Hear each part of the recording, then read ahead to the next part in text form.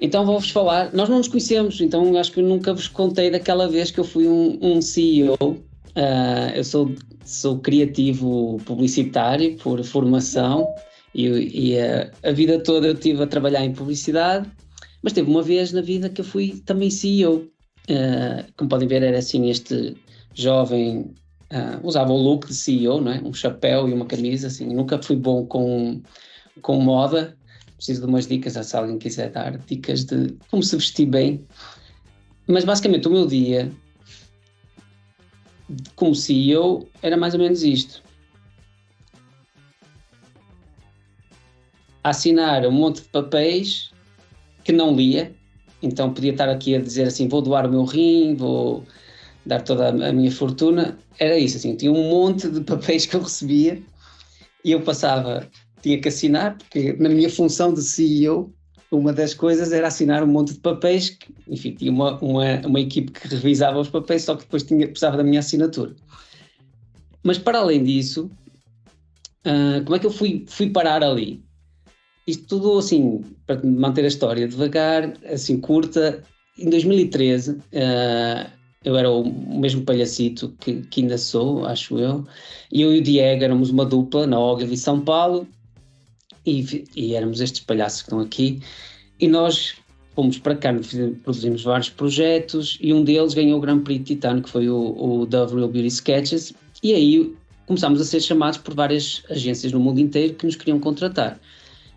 Uma das pessoas que nos contactou foi o Ajaz Quajan Quorum Ahmed, que são as iniciais da AKQA, que é a agência que eu trabalho agora, desde 2013. E nós conhecemos o Ajaz e nós pensávamos, o Ajaz, o fundador da AKQA, como assim? Ele deve ser um cara assim super... não, o verdadeiro CEO. Ele é CEO, mas na verdade ele também era meio palhacito que nem nós, assim, um gajo super humilde, super divertido, para além de um visionário, uma pessoa com um coração gigante. E ele colocou-nos essa missão assim de, olha, você não quer abrir o escritório de São Paulo? E nós, olha, já, obrigado, mas nós não somos homens de negócio, nós somos criativos e não vamos aceitar. Mas aí ele foi-nos falando assim da visão que ele tinha do escritório, assim, é uma história à parte, que nem vou-vos poupar disso, mas nós acabámos por aceitar, ok, vamos lá, esse grande desafio de abrir o escritório da AKQA em São Paulo. Eu e o Diego, na altura, nós não éramos nem diretores criativos, então éramos dois chavalos, e está aqui o fundador da agência a dar-nos, vão lá e façam o que vocês acreditam que vai ser o futuro de uma parceria entre uma agência e os clientes. Então, a primeira coisa que nós chegámos no primeiro dia de trabalho, a primeira coisa foi, precisamos de uma manta. Foi a primeira decisão que nós tomámos, isto porque era um dos dias o primeiro dia daqui que eu em São Paulo foi um dos dias mais frios, na altura dos últimos anos, em 2014, estava um frio impossível, então nós trouxemos uma manta. O segundo foi, precisamos de um mantra. Isso porquê?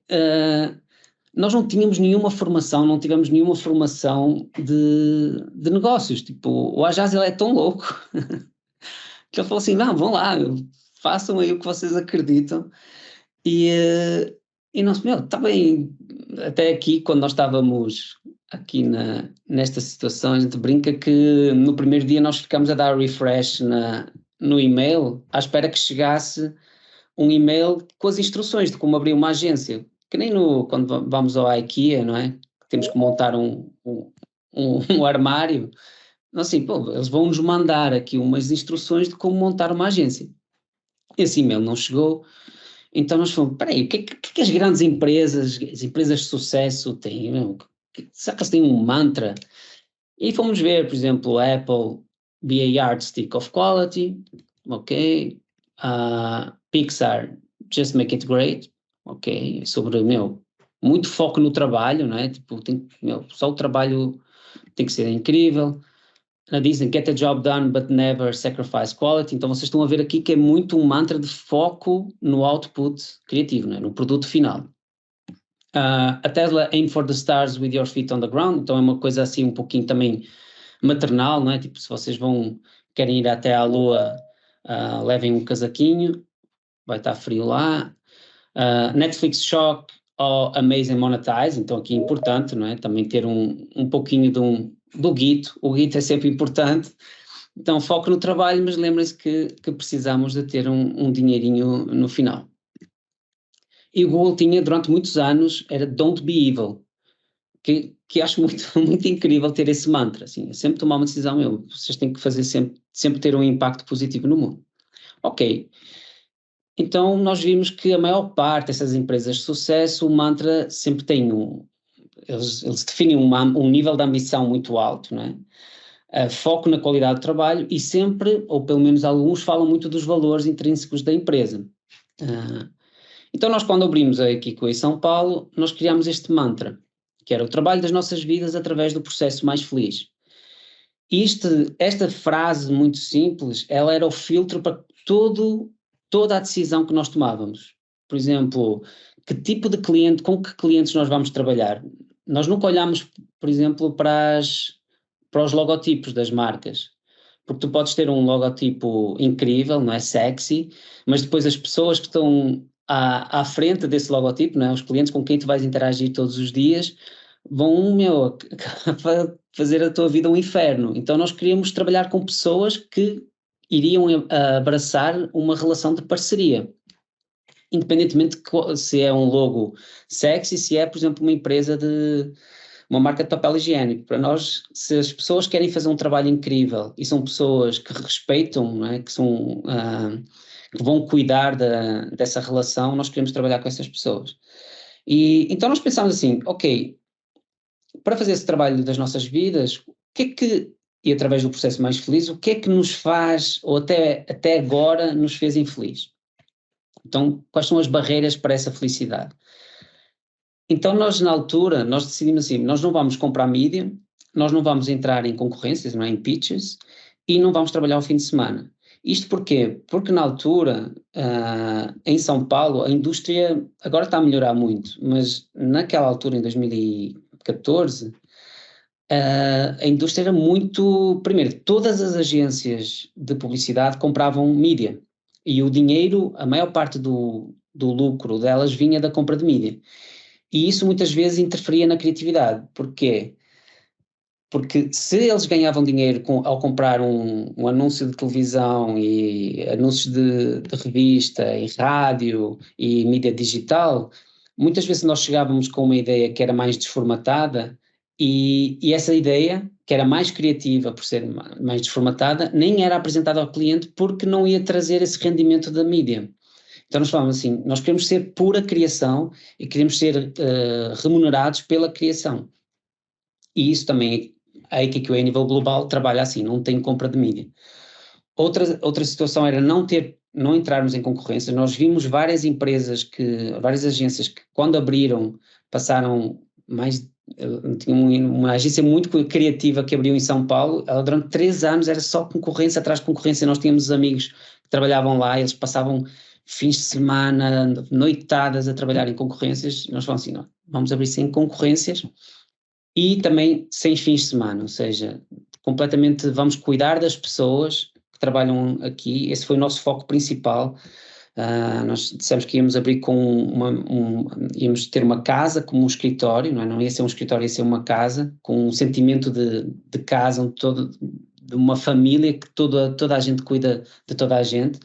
E isso passa por cuidar dos horários das pessoas, ou seja, não deixar... Às vezes acontecia que tem que trabalhar um ou outro dia no fim de semana, mas eram casos esporádicos e eram sempre na relação de parceria com os clientes. Se os clientes precisavam ou se o projeto exigia um pouquinho mais, nós trabalhámos no fim de semana, mas depois devolvíamos os dias. Então nós abrimos, e este foi um dos jornais do Brasil, sem comprar mídia, que era isso, não é? Éramos a única agência a abrir, a dizer que não iríamos comprar mídia. Aqui que começa a operar no Brasil, a agência que funcionará como um hub de criação para clientes locais e globais. E é curioso falar que quando nós abrimos, nós temos amigos que estavam em diferentes agências lá e eles contaram que em várias agências, lá no Brasil tem a mania de, por exemplo, no campeonato do mundo, costuma-se fazer um bolão, não é? Que o pessoal faz apostas. Então as pessoas começaram a fazer um bolão, a apostar quantos meses nós íamos, em quantos meses nós íamos fechar. Porque ao abrir com essa premissa de não comprar mídia, de não entrar em pitches e não trabalhar fins de semana, o pessoal falou assim, estes gajos não têm uma duração curta. E, pelo contrário, nós tivemos um caminho de muito sucesso. Então, em 2018 fomos considerados o estúdio mais feliz, a agência mais feliz em toda a network da WPP. Em 2019 fomos considerados a melhor agência da América Latina no Festival de Cannes. Em 2020 a melhor agência da América Latina no One Show. E em 2021 no D&AD fomos, aqui com o São Paulo, foi a 7ª melhor agência a nível mundial. Pensavam assim, ok, a nível criativo correu bem, como é que foi de negócio? Ainda tivemos, nós entramos assim, começamos a trabalhar com muitos artistas, então já fomos nomeados para um Grammy Latino, ganhamos um Grand Prix em Cannes de Entertainment Lions for Music, e já ganhamos, este Cicop Latino é um festival muito importante assim, de videoclipes, e nós ganhamos, na verdade a gente já ganhou três Grand Prix.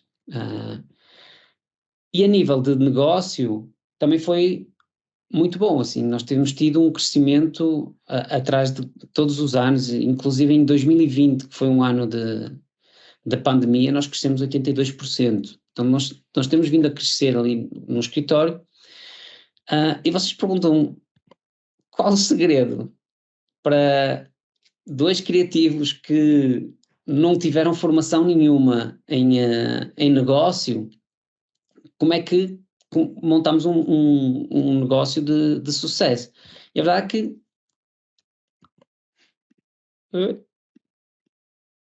é que não sei.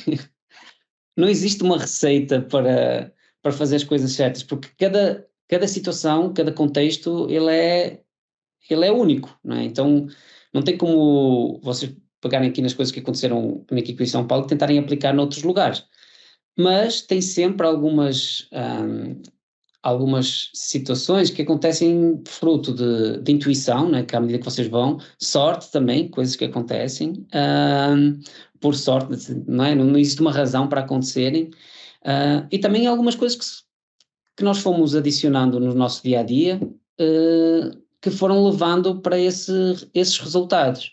Já vos falei que era esse mantra que nós tínhamos, que era fazer um trabalho, foco no trabalho e foco na felicidade das nossas equipas, e se essas duas coisas estavam bem, o trabalho e o negócio iria acontecer. Mas fomos tomando outras decisões. Uma delas, que foi uma frase que nós tivemos logo no começo, nós dizíamos assim, nós não podemos produzir um projeto bosta. Quando nós abrimos a AKQA, eu e o Diego olhámos um para o outro e falamos, nós não podemos produzir um projeto bosta. Os primeiros projetos têm que ser incríveis. Isto porquê? Porque se nós produzimos um projeto bosta, aí um cliente vai dizer assim, se calhar ele vai aprovar um projeto bosta. Aí ele vai ficar feliz da vida, tipo, vamos continuar a trabalhar juntos. Olha, aqui está mais dinheiro para fazer mais um projeto bosta. Aí vem outros clientes que vão ver assim, nossa, vão bater na nossa porta e falar, adorei esse projeto bosta. Será que pode fazer um projeto igualmente bosta, mas um pouquinho ainda mais bosta? E aí o nosso trabalho vai tudo por água abaixo. Então a gente chegou numa coisa que agora, olhando para trás, que a gente chama o ciclo virtuoso da criação e negócio. E como é que ele funciona? Vamos focar aqui nas duas partes de cima, porque as duas de baixo simplesmente são um resultado destes dois momentos, que é a produção, a criação do projeto, e depois como é que nós conseguimos aprovar os projetos, porque ter ideias é só 20% do processo. Como é que a gente consegue trazer os clientes a bordo da ideia e trabalharmos para que isso aconteça? A primeira é que nós precisamos que toda a equipe fale a mesma língua. Quando falamos da mesma língua, a gente fala da língua de ambição, da língua criativa, todo mundo estar alinhado com o tipo de resultado que nós queremos. Então, por exemplo, porque eu posso falar aqui uma coisa do que é bom, que eu falo assim, o meu critério de bom é este.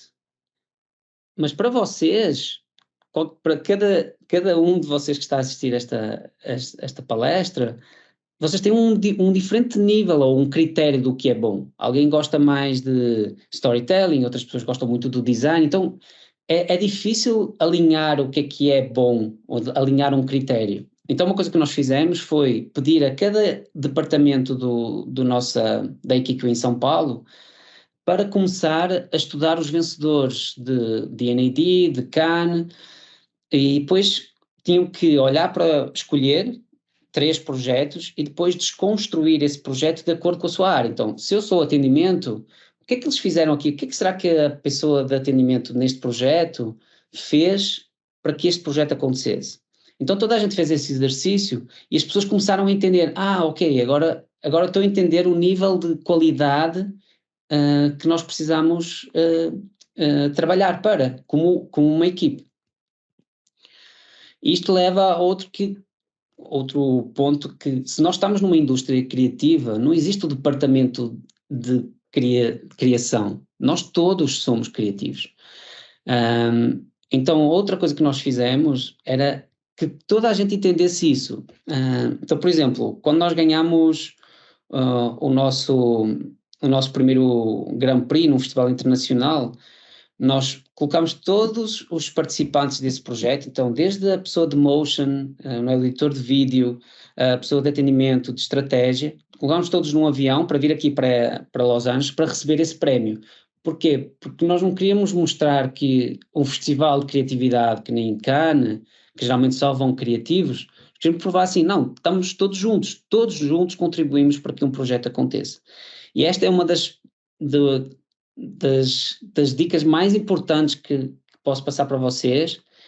É isso, assim, nós precisamos estar todos alinhados, não existem primadonnas numa estrutura, todos fazem parte da mesma equipe, e vou-vos mostrar aqui alguns exemplos de projetos onde foram salvos ou a pessoa-chave não era do departamento de criação. Então vou começar por mostrar um projeto que ganhou o Grand Prix de mídia em 2019, vou passar aqui e depois vou contar o contexto do projeto. Nike Air Max is a pivotal part of the street culture. So to launch the new models in Brazil, we put them on the feet of those who most represent the streets. The graffiti characters of Sao Paulo. I wouldn't do that. What? The governor hates graffiti. He erased hundreds of them. I know, bro. That's why we hack the ones that survive. This is the Air Max Graffiti Store. In partnership with Instagraffiti, Brazil's biggest street art collective, we invited artists to update their own existing characters with the new Air Max models. Every week, a new drop in different regions of the city. The only way to get the sneakers on a limited pre-sale was to visit the walls, access Nike.com, and unlock the purchase through geolocation. Everything in seconds with no lines. That's sick. Yeah.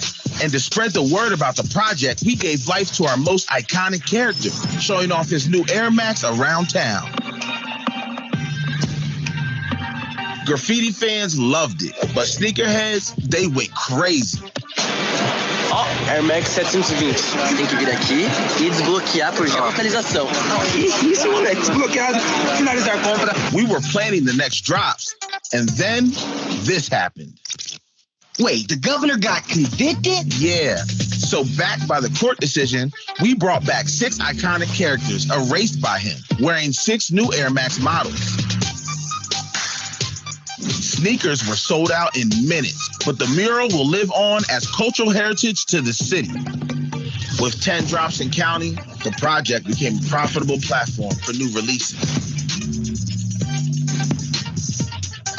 The Air Max Graffiti stores transformed city walls into Nike stores, turning the brand's e-commerce into a cultural experience. Right.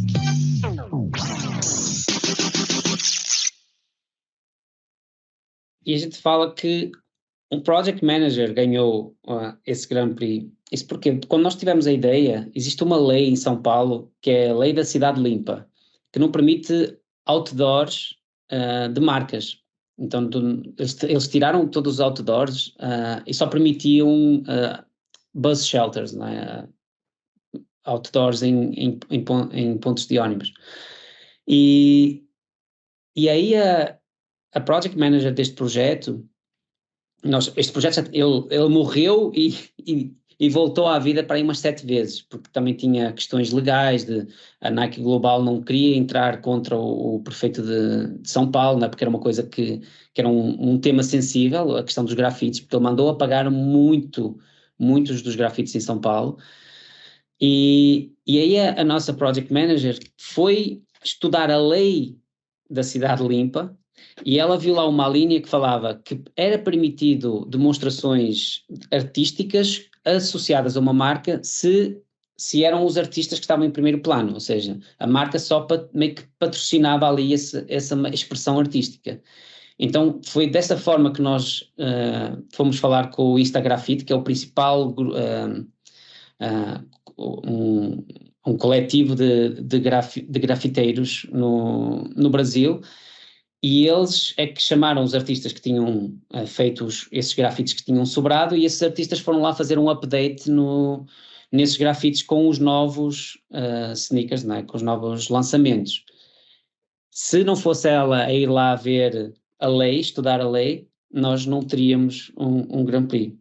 Agora vou passar a um outro projeto que teve outra pessoa-chave de um outro departamento que não foi de criação. Stranger Things Season 2 was Netflix's most anticipated series of 2017, except for a huge majority of Brazilians who still watch TV just like in the old days. To attract new members, we brought the show to them and transformed Netflix into a free-to-air TV channel from the 80s, which is when the series takes place. In partnership with Brazil's second biggest network, we gave a 1-hour taste of Netflix that featured No ar para todo o Brasil, Netflix. A Stranger Things episode for the first time ever on TV, commercials that explained what Netflix is and how to sign up, Assinatura pelo computador ou então pelo smartphone. fake product commercials related to the series, and a new special that used decades-old footage that matched the descriptions of chupacabras to the Stranger Things monster. To make it even more real, we brought back Marilia Gabriela, the original journalist from the old program SBT Reporter. 1 hora De Stranger Things. e outras coisas muito estranhas. Isso nunca aconteceu na história da televisão.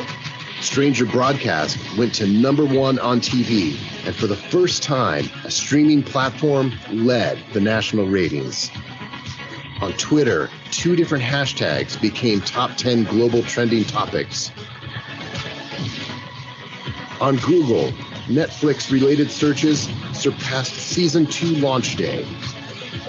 By taking over a TV channel, we gave millions of people a taste of Netflix, helped Stranger Things become the most watched Netflix series by Brazilian families, and converted new members to the modern way of watching TV.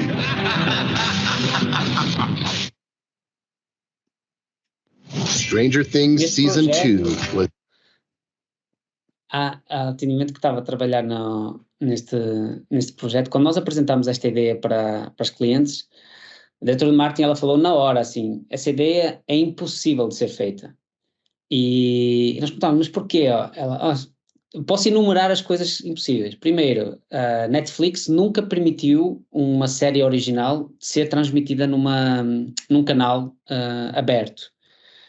E, para além de que, como é que a gente vai ter dinheiro para isso? Imagina o preço de um anúncio de 30 segundos. Imagina 1 hora de conteúdo. E sim, impossível. Então, acho que não vai dar. E aí nós tentamos com o atendimento, falando assim, mesmo, nós temos que convencer os clientes de que isto faz todo o sentido. Porque a nível de briefing fazia muito sentido. Porque eles queriam falar com audiências que nem sequer conheciam a Netflix. E essas audiências estão a consumir a TV aberta.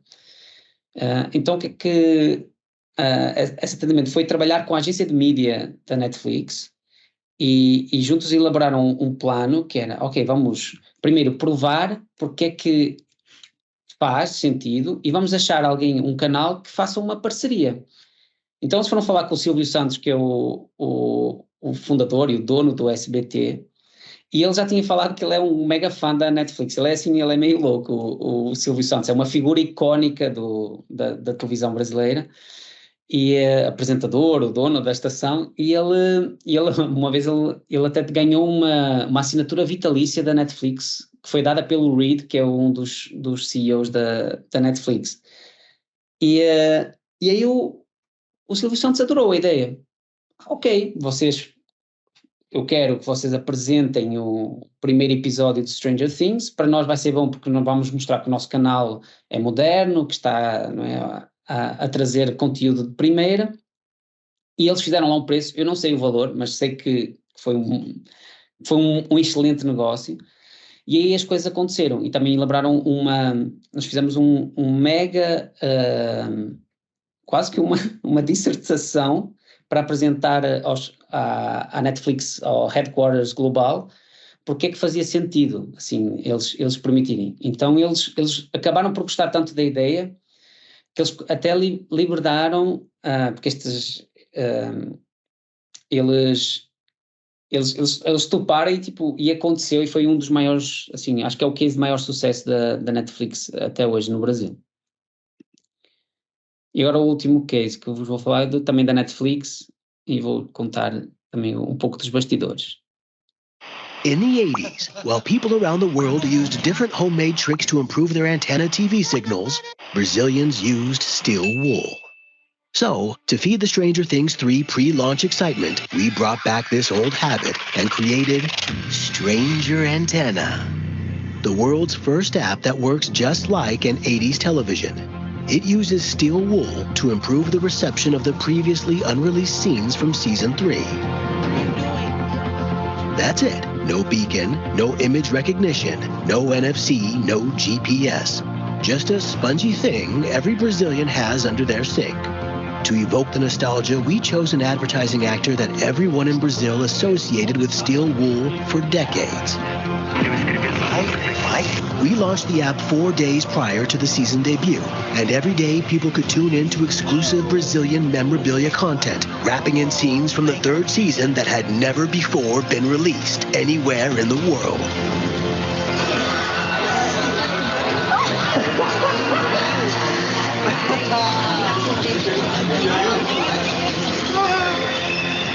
The reaction was crazy. And when the fans were discussing whether Stranger Antenna was magic or even sorcery, one of the biggest YouTube channel hosts explained that it was all science. Dentro de quase todos os smartphones tem um sensorzinho que se chama magnetômetro. Ele consegue medir o campo magnético. No fim das contas, a gente tem uma espécie de um detector de metais no celular.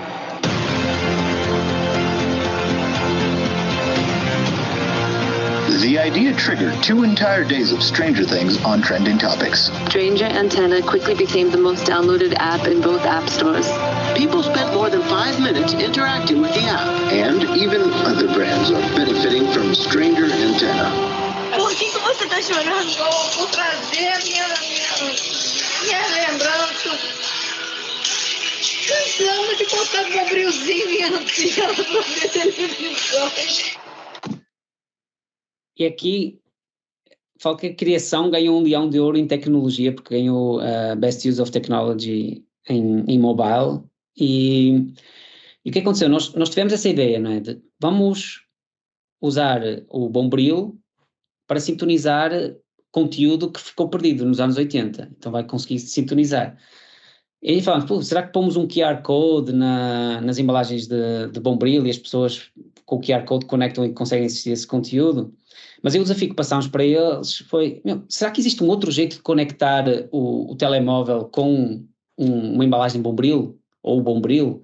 E eles foram ler todas as especificações dos telemóveis para tentar achar, existe alguma coisa? Então eles acharam esse magnetômetro, que nunca ninguém se calhar aqui ouviu falar, eu pelo menos nunca tinha ouvido falar, mas basicamente é para saber onde é que está o norte.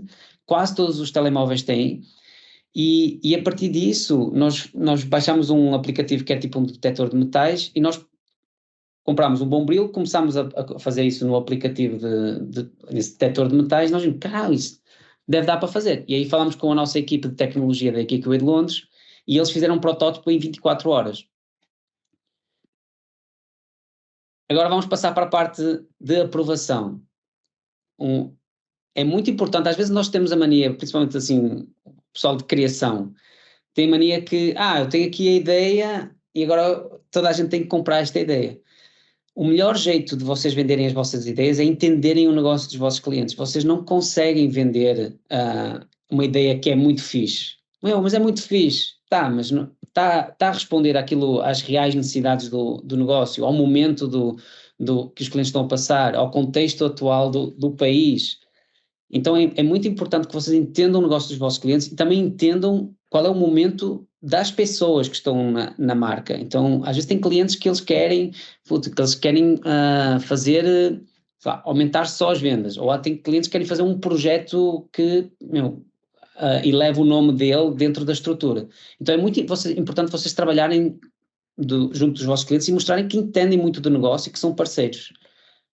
Outro, muito simples, nunca sirvam a sobremesa primeiro.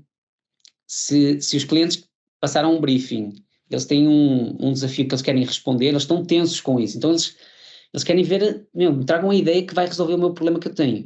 Então nunca cheguem assim, a gente teve aqui uma ideia muito fixe, olha aqui. As pessoas nem vão ver essa ideia, assim, porque eles querem comer. Então é que nem quando estamos com fome, não é?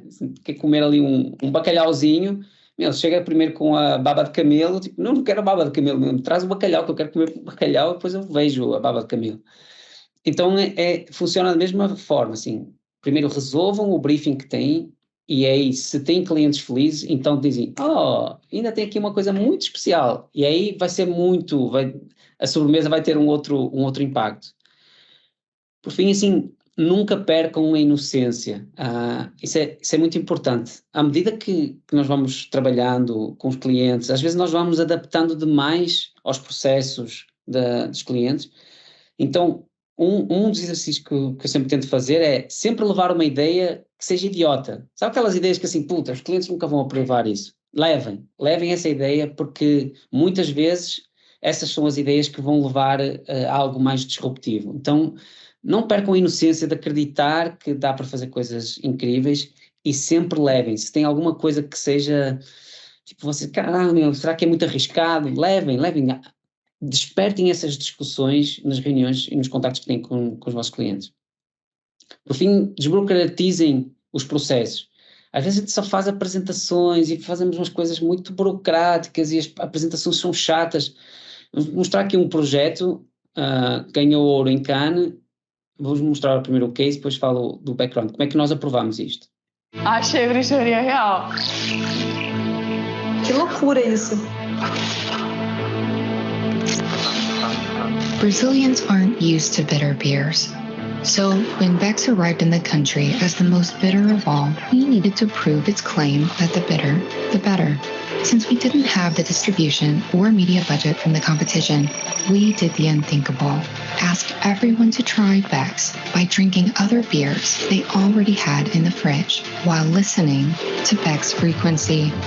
A sound frequency that makes any beer taste more bitter. Studies from Harvard and Oxford prove that sound frequencies can alter our taste perception. While high frequencies make our taste sweeter, low frequencies make our taste more bitter. So, we invited top Brazilian DJs to remix their existing tracks on a 73 Hz Beck's frequency. E aí a Beck's me ligou, sempre com as loucuras deles, e aí eles estavam com esse projeto que se chama Frequência Beck's. O que ela faz é deixar o sabor da cerveja mais amargo. Through a digital experience, we ask people to listen to these remixed tracks while drinking less bitter beers. In an integrated campaign, Taste disbelievers to try it for themselves. Que viagem, né? Caramba, isso é feitiço, velho. Tava comendo que uma música, uma frequência pode fazer o sabor mudar. Até fez tua cervejoca. Como que fica mais amargo? Cara, é bizarro. Mas viu a tecnologia mesmo. By adding a little bit of bitterness to everyone's regular beers, we tease their interest in Beck's bitterness, positioned Beck's as the most bitter beer in the market, and even left a bitter taste on our main competitor's mouth. But this is just the beginning. When things get back to normal, this signature frequency will allow us to hack the competition's taste in bars, nightclubs, and festivals. É sério, é muito louco isso de oscilar o paladar. Achei bruxaria real. E aí, só para vos fazer como é que nós aprovamos este projeto, nós fizemos o teste lá na KQA em São Paulo, ou seja, trouxemos pessoas da KQA para beber cerveja, falávamos que tinha a cerveja A e a cerveja B, eles não sabiam que era a mesma cerveja em ambos os copos, eles experimentavam e falavam que a cerveja do copo B era mais amarga, e explicavam porquê. Então foi simples assim, mandei os vídeos para o Atap, que era o nosso cliente, irado, aprovou, bora fazer.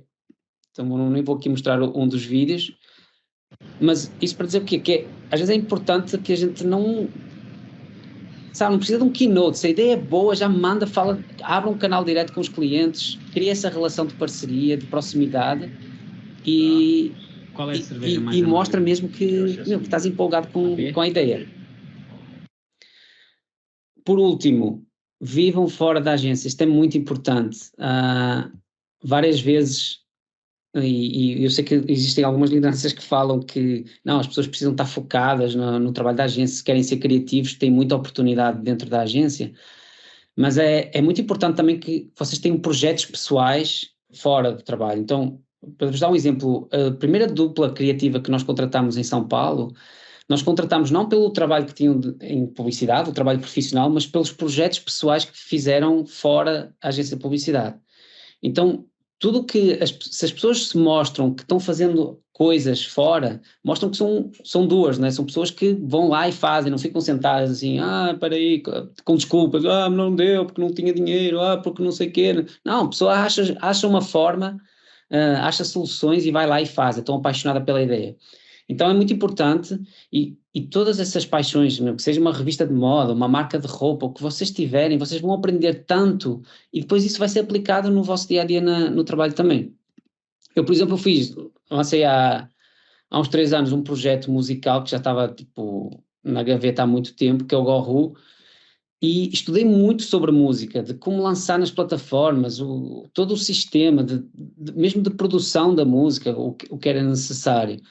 E também fui fazendo coisas criativas, sem limitação do que os clientes poderiam falar. E este foi um dos projetos no lançamento que fiz, uma ideia bizarra. Viveiro, a qual se tornou uma escola de canto dos passarinhos.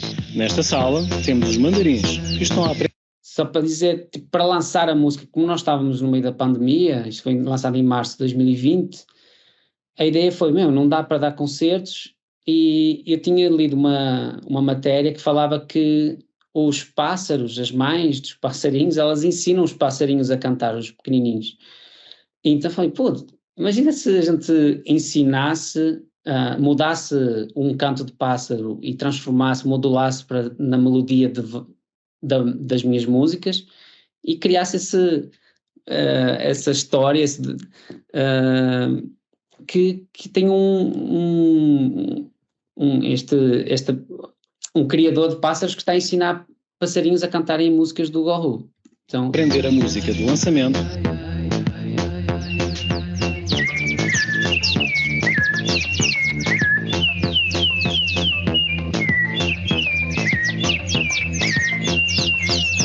Viveiro, a qual se tornou... Depois eu fui falar com alguns influenciadores que eles mostravam assim, eles estão a ouvir. Basicamente, eles mandavam um vídeo, como se estivessem a escutar os passarinhos, e...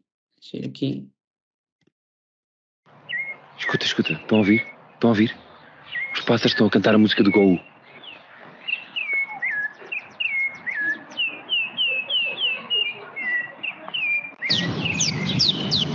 Epá, estás a ouvir? E depois eu explicava que era tudo mentira, não é? Que não tinha ensinado os passarinhos a cantarem.